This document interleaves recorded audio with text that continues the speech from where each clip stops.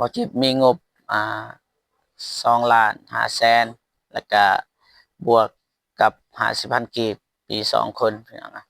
2 คนทางบ่จันเด้มีบ่งบก็สิประมาณ2 ล้าน2 ล้าน2 ล้านแม่น2 ล้านกีบประแสมาณดงว่าตอนนี้เฮามีงบ4 ล้านแม่นบ่แม่นและเฮาปรึกษาหารือกันว่าเฮาสิเฮ็ดแนวใดกับเงินก้อนนี้พี่น้องแต่ว่าให้ FC หรือว่าผู้ใหญ่ใจบุญลองเม่นเบิ่งเฮาสิเฮ็ดแบบใดกันบ่เจ็บซื้อมันซื้อของกินของอยากมันก็บูดมันก็เน่าคือเก่าอะนะสะเลยเพราะว่าเงินมันหลายเด้พี่น้อง4 ล้านเบิดก็กราบขอบอกขอบใจขอบคุณกับคุณเอื้อยซ้อเด้อที่อยู่สิงคโปร์เนาะจังไดก็ขอให้เอื้อยเพิ่นเนาะจงมีแต่ความสุขสุขภาพแข็งแรงขอให้อายุมันเพิ่นยืนนะความเจ็บบ่ให้ได้กลัวไข้บ่ให้มีปรารถนาสิ่งใดขอให้ได้สิ่งนั้นเนาะให้มาเท่าใดก็ขอให้ไล่กลับคืนไปหาเอื้อยเพิ่น100เท่าพันเท่าสาธุ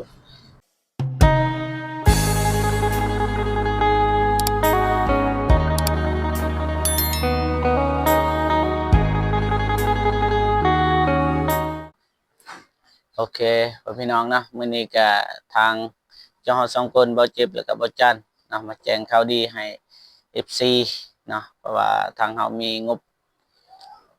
ไปช่วยเหลือคนทุกข์ยากนะเป็นผู้ใดนั่นนะมีแต่ว่าติดตามรับชมเดี๋ยวบ่เจ็บก็สิบอกท้ายๆคลิปพี่น้องเนาะแล้วก็อันที่2นะมาปรึกษากับ FC ว่าเฮาสิควรเฮ็ดแนวใดกับเงินก้อนนี้พี่น้องเนาะเอากราบทักทายสบายดีและสวัสดีพ่อพี่น้องเบิดสุขุสุขคนพี่น้องเนาะจะยินดีต้อนรับเข้าสู่ช่องเบาจิบ Channel คือเก่าพี่น้องเนาะมื้อนี้ก็ออกช้าหน่อยหนึงพี่น้องเนาะเพราะว่าทางบ่เจ็บแล้วก็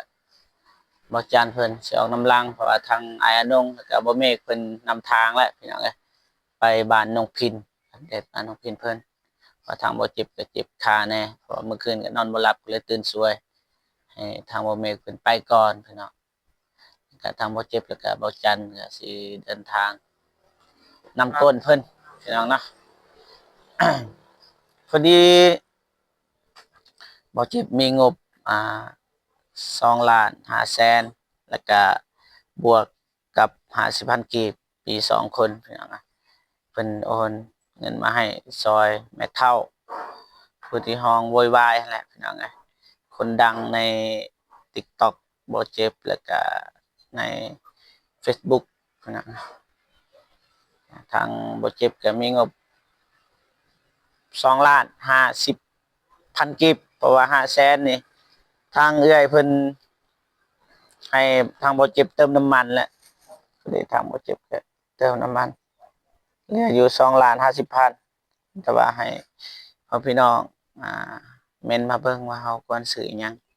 แต่ทางเอื้อยเพิ่นให้ซื้อ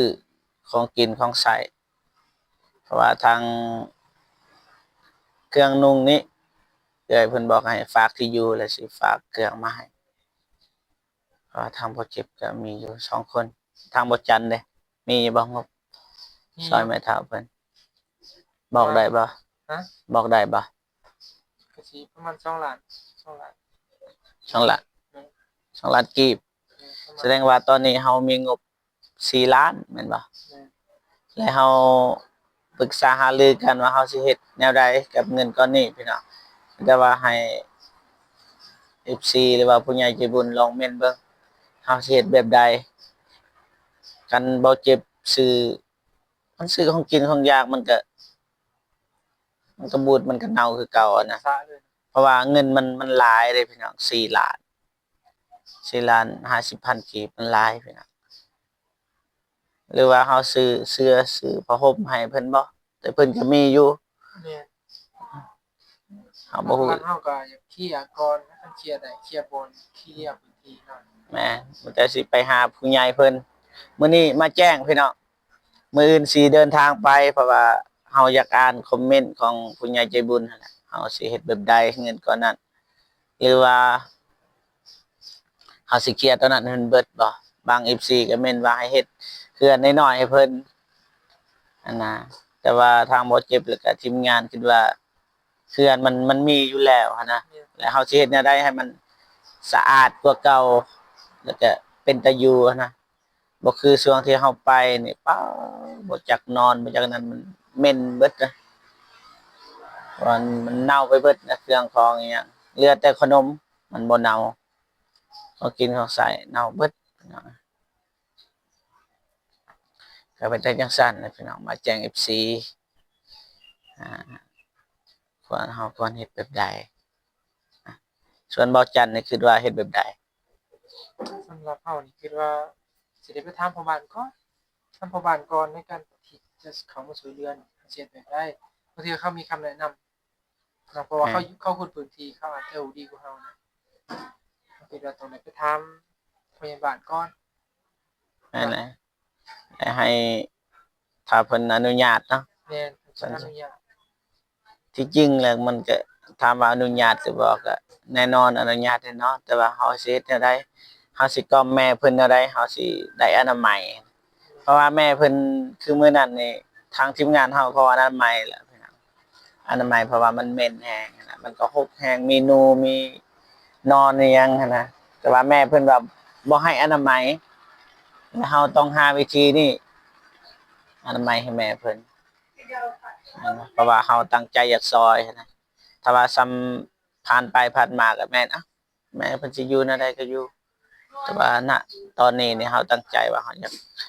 รักษาให้แม่เพิ่นให้แม่เพิ่นอยู่สะอาดนะอยากตัดเล็บตัดผมให้เพิ่นน่ะนะแต่ว่าเราต้องปรึกษาในบ้านเพราะว่าเราสิเฮ็ดหยังเราก็ต้องบ่อยากไกลหน้าไกลตาว่าซั่นซะ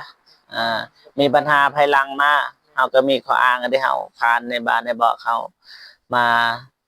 ถูกตามกระบวนการนั่นแหละเอาไปแบบบ่อยากไปแบบยานมันมีคนมาภายหลังนะมาสิญญาเขาแม่นอยู่เฮามาซอยแต่ว่าบางทีทาง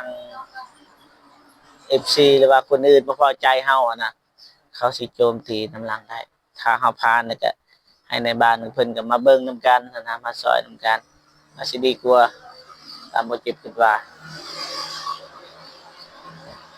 ประมาณนี้พ่อพี่น้องเนาะไม่แต่ว่าแม่นมานำกันนะ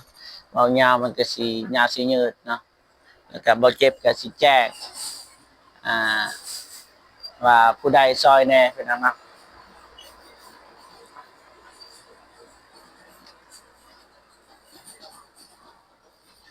พอดีทางเอื้อยเพิ่นโอนมาให้แล้วพี่น้อง2,500,000หรือว่า500,000นี่ให้ทีมงานเติมน้ำมูกน้ำมันว่าแล้วก็เอื้อยเพิ่นก็ย้ำเติมว่าถ้าบ่พอเสร็จหาเอื้อยเติมเอื้อยก็สิซอยอีกเทื่อนึงพี่น้องเนาะ เอื้อยเพิ่นก็คนดังพี่น้องเอ้ยผู้ใหญ่ผู้เต้คือกันแหละพี่น้อง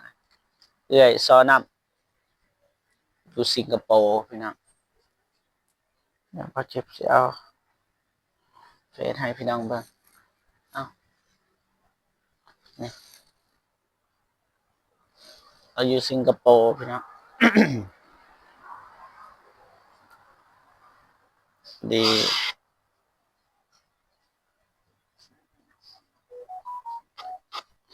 เอื้อยเพิ่นก็ลงอยู่เงินที่เอื้อยเพิ่นโอนให้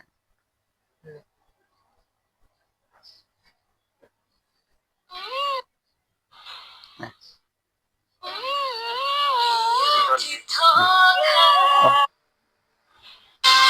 เอาดูนี่เอื้อยเพิ่นก็ลงอยู่พี่น้องเอ้ย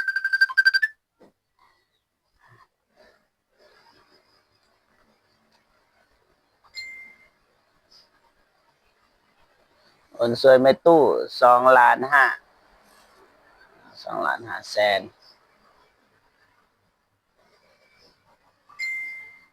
ประมาณนี้แหละพี่น้องนี่เอื้อยเพิ่นเซตไว้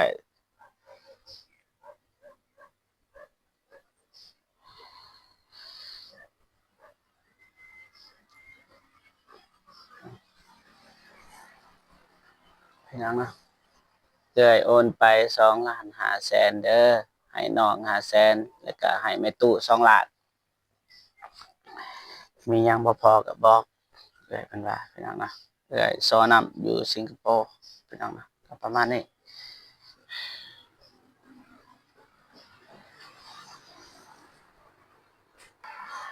ไปก่อนพี่น้องเนาะแต่ว่าชีนำทีมงานไปพี่น้องเจ็บขาอ่าทางเอื้อยซอนำเพิ่นสวยเรือแล้วก็มีอ้ายคนหนึ่ง50,000 กีบพี่น้องเนาะไปแต่ว่าไปปรึกษางานไปปรึกษาทีมงานทางนั้นอีกว่าเฮาสิเฮ็ดแบบใดนะเงินกับเงินตอนนี้พี่น้องเพราะมันหลายเด้4 ล้าน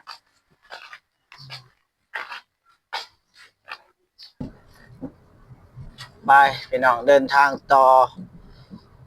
มื้อนี้ก็เดินทางเมื่อวานก็เบิดมื้อพี่น้องว่าทางเฮาก็พุ่นละไปนครเพ็งรู้สึกว่าขับรถไกลที่สุดเท่าที่เคยขับมา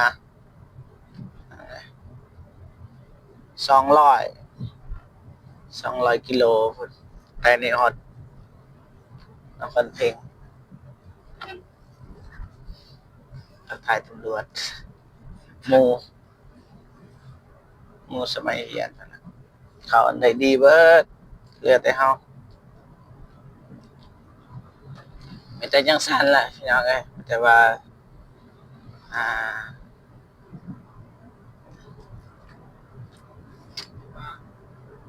ถ่ายเลยบ่อ่าแต่ว่าให้ FC คอมเมนต์มาว่าเขาสิเฮ็ดแบบใดเก็บเงินก้อนนี้พี่น้องทางบ่เจ็บก็บ่ฮู้ถ้าคนใช้เงินเป็นนี่บ่ยากถ้าเป็นนักนักเรียนนี่อ๋อได้หากมอบเป็นทุนการศึกษานี่ผู้เฒ่าพอดีทางเอื้อยเพิ่นก็ย้ำเติมอีกห้ามเอาเงินสดให้เพิ่นหลายเด้อเอื้อยเพิ่นบอกนะเราก็เลยมันยากนะเพราะว่าเราอยู่คนเดียวเด้วัยรุ่นบ่ฮู้ว่ามาแต่ไส4 ล้านไปตีไปฆ่าแม่เพิ่นอีกอ๋อนะก็หนักใจอยู่4 ล้านทางบ่เจ็บก็มี2 ล้าน2 ล้านปลายทางบ่จันก็มี2 ล้านบ่ฮู้ทางบ่เมฆอีกน่ะสิมีบ่น่ะสิมีอยู่พี่น้องเนาะมีแต่มื้ออื่นสิเดินทางขึ้นไปหาพี่น้องเนาะไปเดินทางต่อนะอ๋อทางนี้ฝนตกพี่น้องโจ้ลาวใต้นี่เมื่อวานจนกลับมาบ้านเมื่อวานจนบ่เห็นเส้นทางแถวกงตูนแปลว่าจากกงตูนนี่แหละลีเจืองบ่เห็นแล้วว่ามันโอ้ฝนนี่ก็ได้ตอนอยู่ปากเซคือว่าร้อนอยู่พี่น้องอันมาทางเฮาฝนตกนี่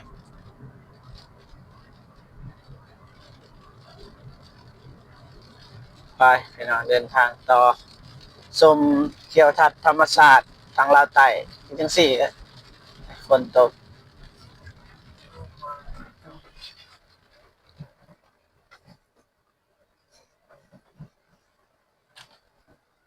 โอ้ยใกล้ต้นนะ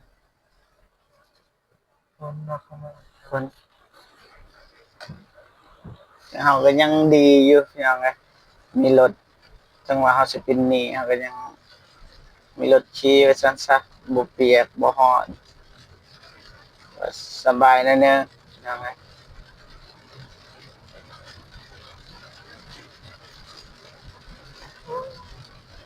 อู้